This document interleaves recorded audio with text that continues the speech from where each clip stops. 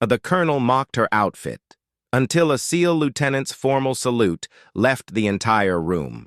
Speechless, Sarah Mitchell adjusted her simple black dress one more time as she stood outside the grand ballroom of the Washington Military Club. The annual Veterans Appreciation Gala was the most prestigious military event of the year, where high-ranking officers, politicians, and decorated veterans gathered to honor those who served.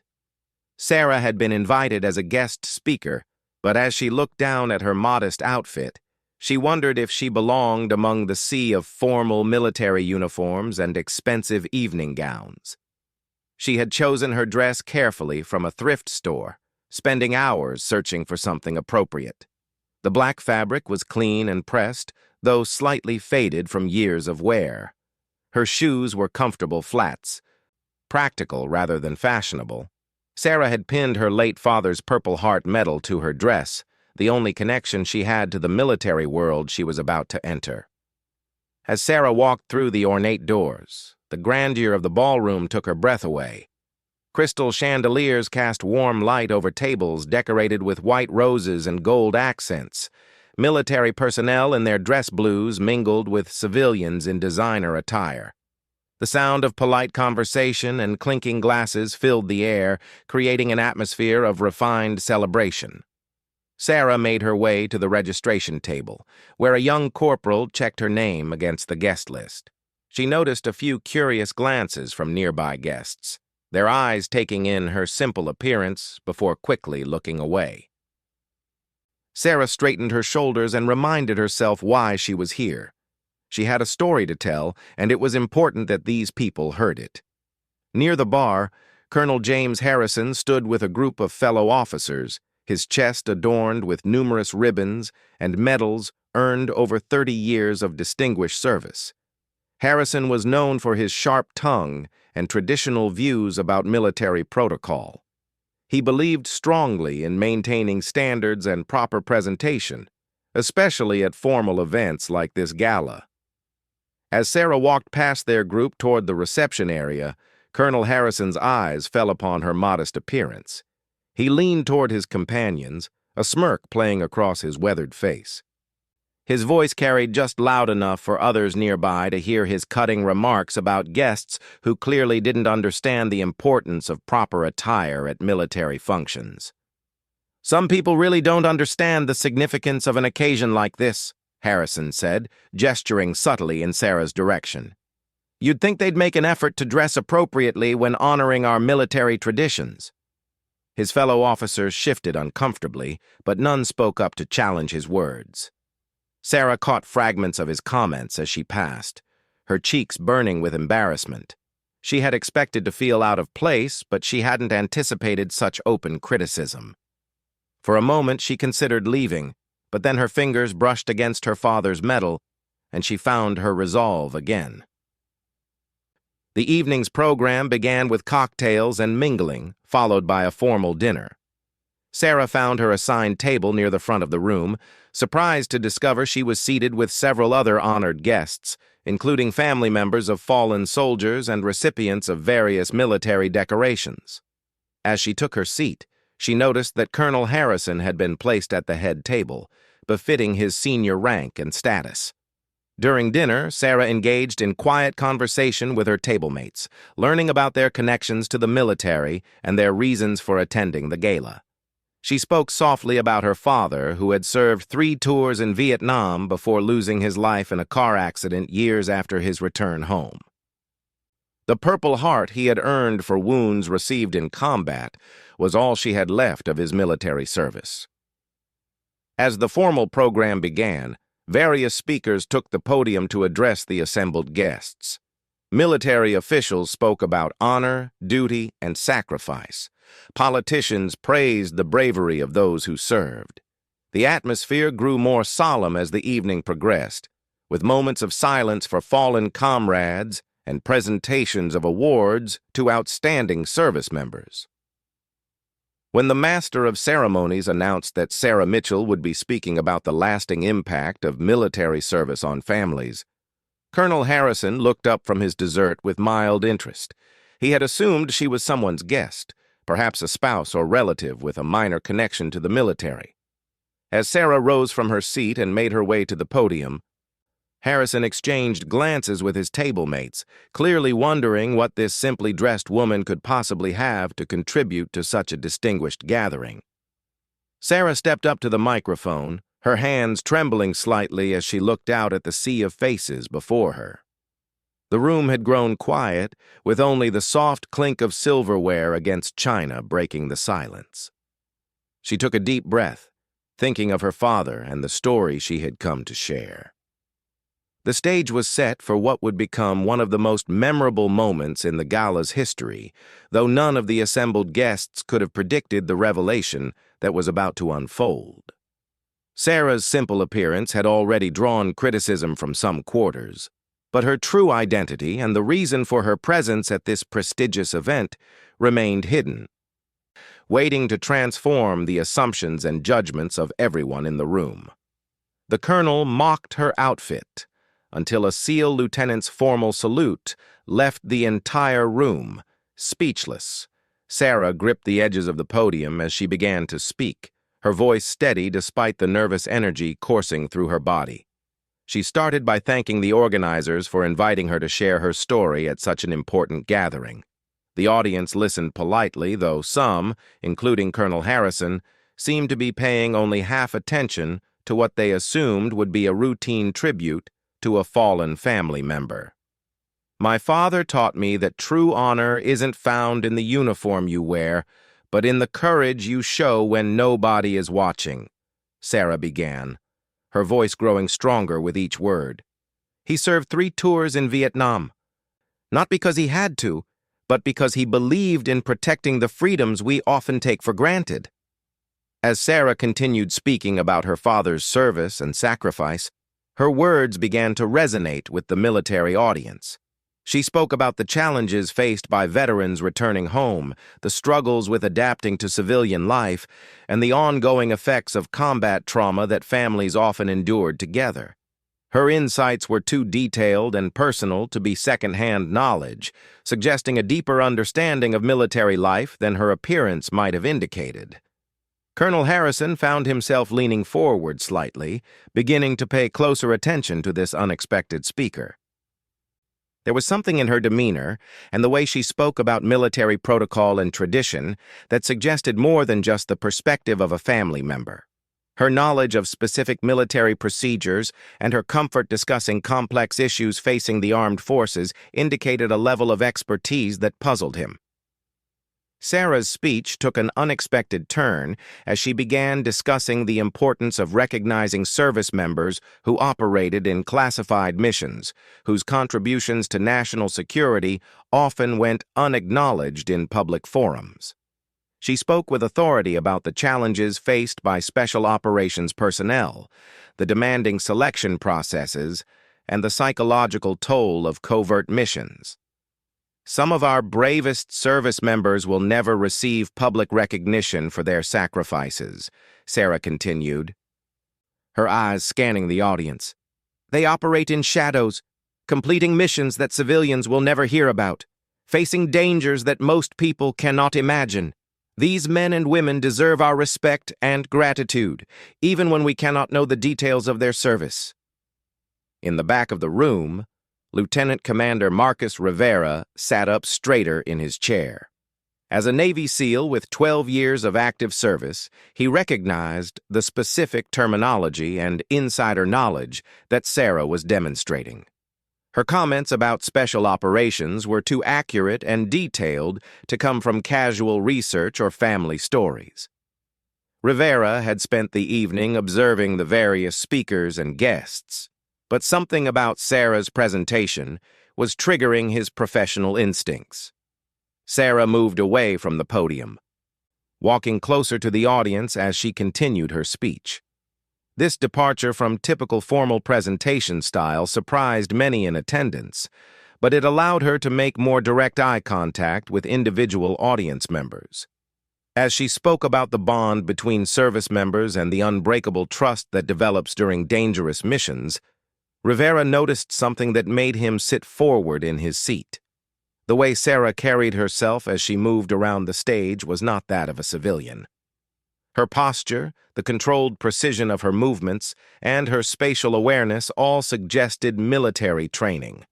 Rivera had seen these subtle indicators countless times during his career, and his trained eye was picking up signals that others in the audience were missing. Sarah's speech reached its emotional climax as she spoke about the ultimate sacrifice made by those who never returned home from their missions. Her voice carried the weight of personal loss, but also something else that Rivera was beginning to recognize. She wasn't just speaking as a family member grieving a lost relative. She was speaking as someone who had shared the same risks and faced similar dangers. "The families of our fallen heroes carry their memory forward," Sarah said, her hand moving unconsciously to touch her father's purple heart pinned to her dress. "But some of us carry more than memories. Some of us carry the responsibility to continue the mission, to honor their sacrifice through our own service, even when that service must remain hidden from public view." Colonel Harrison's expression had shifted from mild disinterest to growing confusion and attention. Sarah's words were hitting too close to home for someone who was supposedly just a family member. Her understanding of operational security, classified missions, and the psychological challenges of covert service was far too sophisticated for a civilian speaker. Rivera stood up slowly from his seat at the back of the room. His movement was deliberate and respectful, but it caught the attention of several nearby guests. As a lieutenant commander in the Navy SEALs, Rivera had attended many formal military functions, but he had never felt compelled to take such action during a civilian's presentation. Something in Sarah's speech had triggered a professional recognition that transcended the formal setting of the gala. Sarah noticed Rivera's movement, and their eyes met across the crowded ballroom. In that instant, there was a flash of mutual recognition between two people who had shared similar experiences in service to their country. Rivera's trained instincts had correctly identified what Sarah's modest appearance and civilian clothes had been designed to conceal. The audience began to murmur as they noticed Rivera standing at attention, his posture rigid and formal. Colonel Harrison turned in his seat to see what was causing the distraction, his eyes falling on the decorated SEAL officer who was clearly preparing to do something unprecedented. The confused whispers spread throughout the ballroom as guests tried to understand why this distinguished special operations officer was disrupting the presentation. Sarah concluded her speech with a powerful statement about the ongoing commitment of military families to serve their country. But her words were now being heard by an audience that was beginning to question their assumptions about who she really was. The simple black dress and modest appearance that had initially drawn criticism were starting to be seen in a different light. As Sarah finished speaking and prepared to return to her seat, the room was filled with respectful applause, but all eyes were now focused on Lieutenant Commander Rivera, who remained standing at attention in the back of the room. His fellow service members in the audience recognized the significance of his posture and began to understand that something important was about to happen. The stage was set for a moment that would reveal the truth about Sarah's identity and transform the evening from a routine military gala into an unforgettable demonstration of respect and recognition. Colonel Harrison's earlier mockery of her appearance was about to be revealed as a profound misjudgment, while Rivera's professional instincts were about to be validated in the most dramatic way possible. The colonel mocked her outfit until a SEAL lieutenant's formal salute left the entire room. Speechless Lieutenant Commander Marcus Rivera stepped forward through the crowd, his movement creating a path as other guests instinctively moved aside for the decorated SEAL officer. The ballroom had grown completely silent, with hundreds of eyes following his deliberate approach toward the front of the room where Sarah stood near the podium. The tension in the air was palpable as everyone sensed that something significant was about to unfold. Rivera's uniform was immaculate, his chest bearing the ribbons and decorations earned through years of dangerous missions in some of the world's most hostile environments. His Silver Star, Bronze Star with Combat V, and Purple Heart were clearly visible, along with numerous other commendations that marked him as one of the military's elite warriors.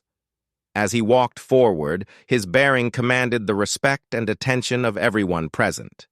Sarah remained motionless as Rivera approached, her own military training evident in her composed stance, despite the unexpected attention. She recognized the significance of what was happening and understood that her carefully maintained cover was about to be exposed in the most public way possible. Her fingers moved unconsciously to her father's Purple Heart, drawing strength from the connection to his memory and service. When Rivera reached the front of the room, he stopped precisely 6 feet from Sarah and came to attention with the sharp, practiced movement of a professional soldier. The sound of his heels clicking together echoed through the silent ballroom like a gunshot.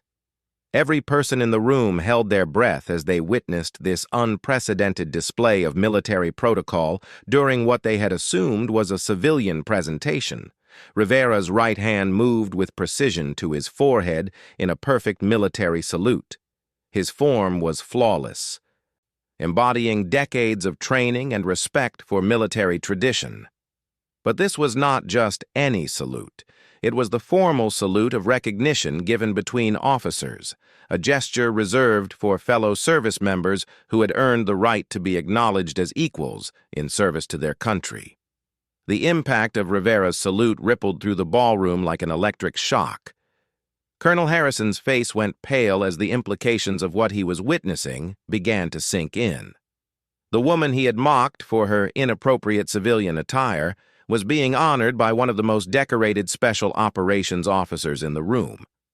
The formal salute could only mean one thing. Sarah Mitchell was not just a family member sharing her father's story, but a fellow service member deserving of military recognition. Sarah's response was immediate and perfect. Her right hand snapped to her forehead in a crisp return salute, her form displaying the muscle memory of countless repetitions ingrained through years of military training.